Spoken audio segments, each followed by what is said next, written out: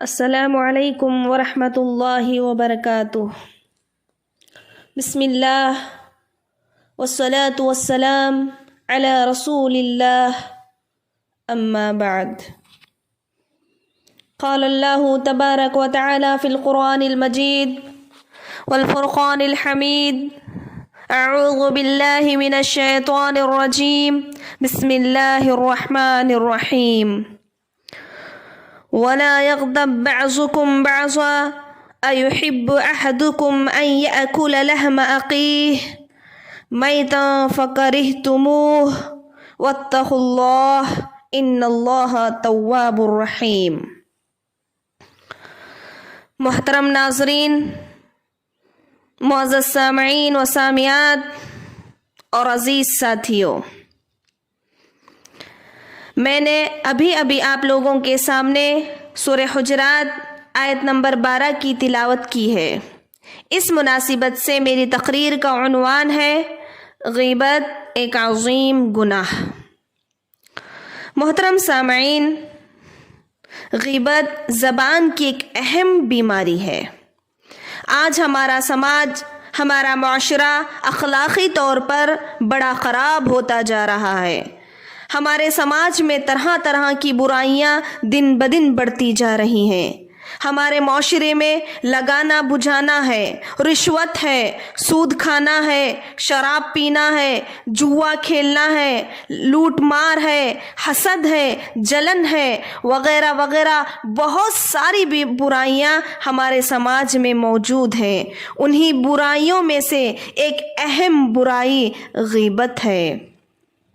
آج اسی غیبت کی وجہ سے بہت سارے گھرانے برباد ہو گئے، برباد ہو رہے ہیں اور آئندہ بھی برباد ہوتے رہیں گے۔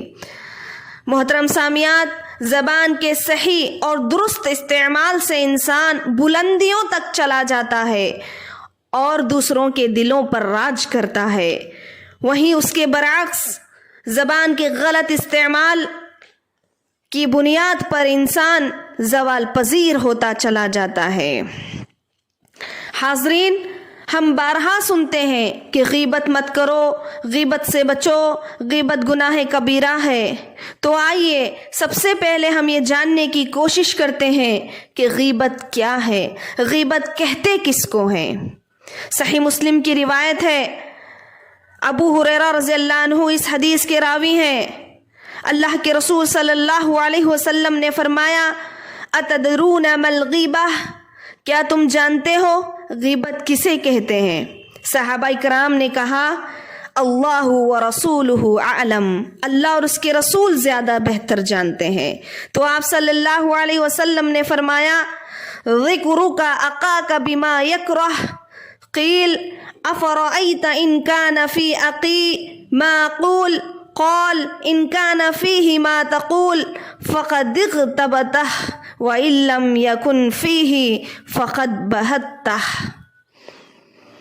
آپ صلی اللہ علیہ وسلم نے فرمایا، کیا تم جانتے ہو غیبت کسے کہتے ہیں؟ تو صحابہ نے کہا، اللہ اور اس کے رسول بہتر جانتے ہیں۔ تو آپ صلی اللہ علیہ وسلم نے فرمایا، غیبت تو یہ ہے کہ تم اپنے بھائی کا ذکر اس طرح کرے کہ اگر وہ سامنے ہو تو اسے اچھا نہ لگے۔ صحابہ نے کہا، اے اللہ کے رسول، اگر ہمارے بھائی میں وہ عیب موجود ہو جو ہم بیان کر رہے ہیں، جو ہم ذکر کر رہے ہیں، تو آپ صلی اللہ علیہ وسلم نے فرمایا، یہی تو غیبت ہے۔ اگر نہیں ہے وہ عیب، وہ بات، تو پھر یہ بہتان ہے۔ اللہ اکبر۔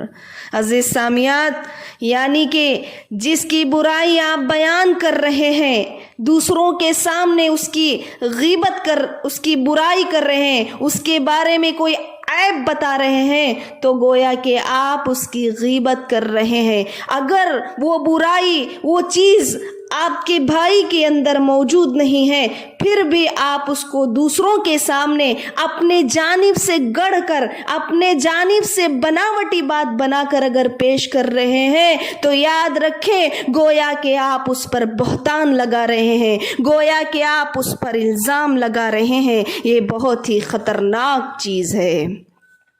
کیونکہ غیبت کرنے والوں کا ہر جگہ گھاٹا ہی گھاٹا ہوتا ہے، نقصان ہی نقصان ہوتا ہے۔ غیبت کرنے والا اپنے مردہ بھائی کا گوشت کھاتا ہے۔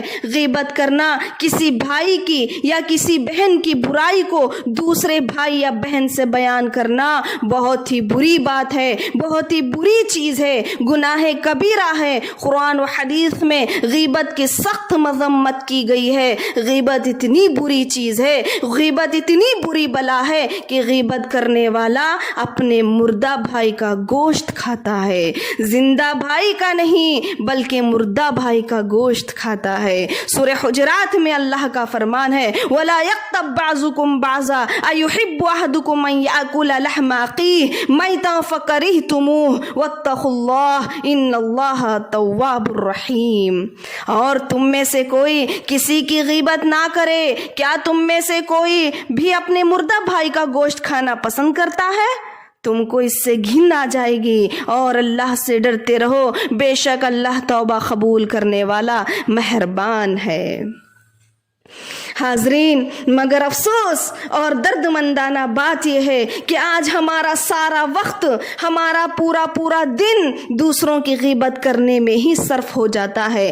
جہاں دو عورتیں ملی نہیں کہ تیسری عورت کی غیبت کرنے لگ جاتی ہیں، اس کی برائی گننے بیٹھ جاتی ہیں، کریت کر اس کی اگلی پچھلی ساری باتیں آپس میں ڈسکس کرنے لگ جاتی ہیں۔ باتیں کرتے کرتے ان باتوں میں اپنی جانب سے کچھ ایسی باتیں گھڑ کر بیان کرتی ہیں جو سراسر الزام ہو جاتا ہے، جو سراسر بہتان ہے، جو سراسر کبیرہ گناہ ہے۔ آج اسی غیبت کی بنا پر ہمارے معاشرے میں، ہمارے گھروں میں، ہمارے رشتوں میں عداوتیں، کدورتیں، نفرتیں، رنجشیں پیدا ہو رہی ہیں۔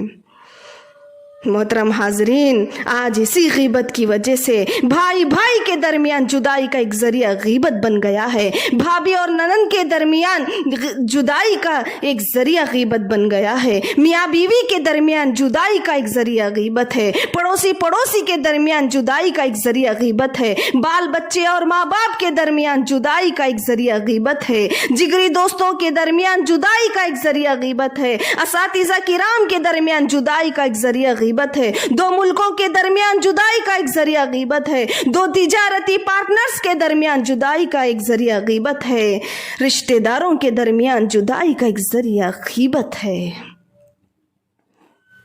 یاد رکھیں، غیبت کرنے والوں کا قیامت کے دن بہت ہی بھیانک اور برا انجام ہونے والا ہے۔